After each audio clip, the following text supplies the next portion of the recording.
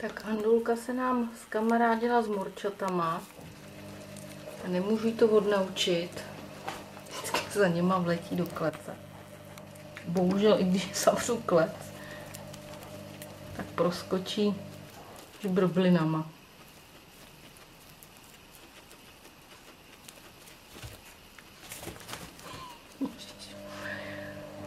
Buboušku, ona ti chce udělat hygienu kožíšku.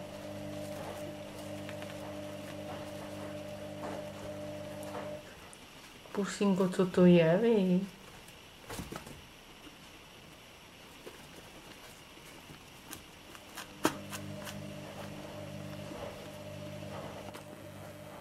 Tak morčata se jí bojí, doufám, že si neublížej.